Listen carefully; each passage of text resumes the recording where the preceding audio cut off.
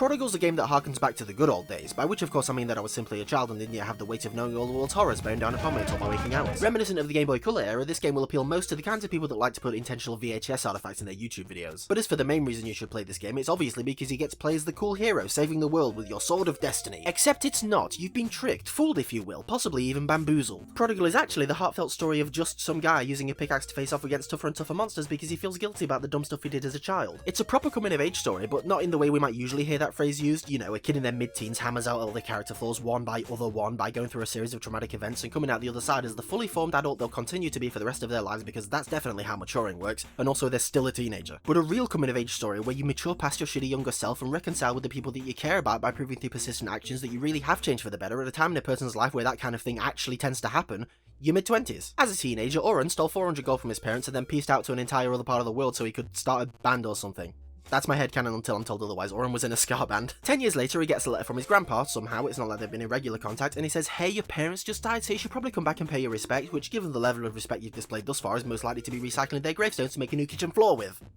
Much love. And so, somewhat begrudgingly, Oren returns to his hometown of Vance Point, so now you get to go around town catching up with old friends, doing people favours, you know, standard RPG shit, because, you know, that's what it is. And also, your grandpa's living with a hot younger guy now, but Oren really doesn't seem to mind, or be surprised. Hell yeah, I'd get that dick. The guy's name's Bolivar, by the way, and the literal day after you arrive back home, he's sending you off to all these perilous dungeons so you can gather ingredients to make a new sword for your grandpa as a gift. Like, okay, cool motivation, but at least give me some time to do some gambling first. This is the main gameplay loop. Go to a dungeon, get a new tool, use that tool to solve puzzles to move forward, and then kill an innocent / hot creature at the end. I'll let you decide which category each boss falls into, I don't judge. The game does a really good job of teaching you how to play as you go as well. There's no string of 50 text boxes teaching you all the nuances of all the mechanics. It just gives you the new tool and then puts things in front of you that you have to use it for. I mean, if you're not paying that much attention, it can almost feel like you're teaching yourself. But you're not, because you're stupid and this game is clever. When you get introduced to the ice physics, there's literally no way for you to get hurt while you're getting a feel for it for the first time. Then when it pops up again, there's a pit in the room, but it's not actually in your way, it just sort of acts as like a, ooh, be careful. Then it starts putting enemies in the way, then it starts putting boulders in the way, you know, those boulders where you can only punch them one tile at a time.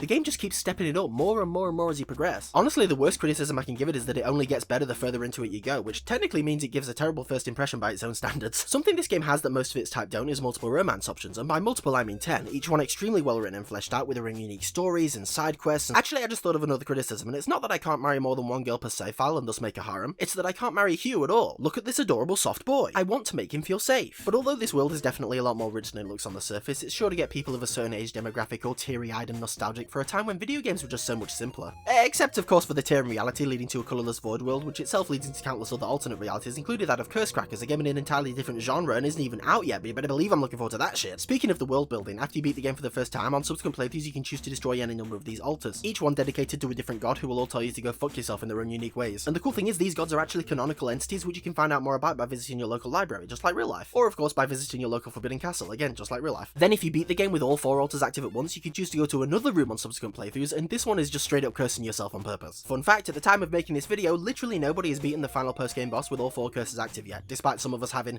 you know, a few hours of experience playing it. Well, it turns out that I took so long to make this video that this isn't true anymore. Soda Machine has achieved this final feat of the game, so congratulations Soda, omedetou gozaimasu. So in case it wasn't obvious, I really love this game, and especially the stories it tells, and I seriously recommend it to anyone who... Actually, I just thought of another criticism, and it's this spider right here. I hate it and it's stupid and this game's bullshit. 0 out of 5.